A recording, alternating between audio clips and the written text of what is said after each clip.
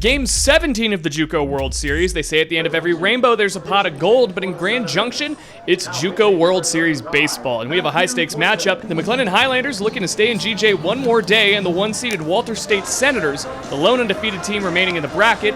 Quite an impressive run so far by the Senators, but don't tell that to the Highlanders, who came out swinging, literally. After an early 1-0 lead for them in the top of the first, the Highlanders stay on the gas pedal. Deaton LaChance up, and he gets a hold of one, just putting it over the leaping Holden Pantier, and that finds some room to roll. Daniel Harden on the move. Coach Johnson waves him on home from third, and he makes it 2-0 before folks can even really get to their seats.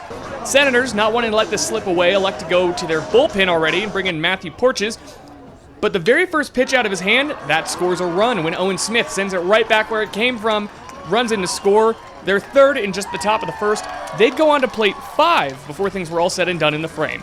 Senators defense halts the damage though. The Walters backstop Carson Cabbage catches a runner on third sleeping for the third out of the inning. Walters bats need a response, and no one better than the Triple Crown threat Tyler Myatt. The sleeping giant has officially awoken. Everyone in the ballpark knew that was parking lot bound. A 3-run mammoth shot, and a historic one as well, setting the program's single-season record for Walters State for home runs with an even 30 on the year for him, and the season RBI record with 108.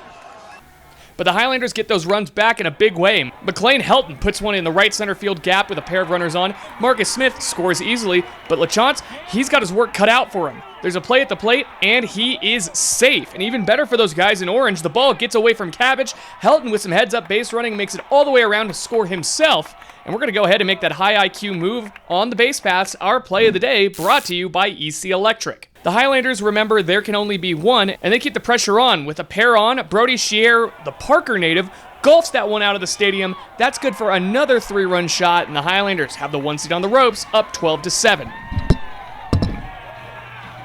Walters was not going to go away easily, though. They kept rallying and putting runs on the board in the later innings of this ball game, at one point bringing it back within 5 runs.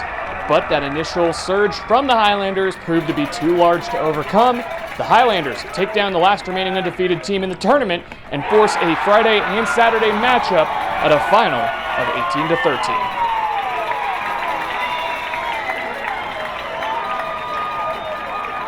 Game 4-0-1. These two teams will play again tomorrow.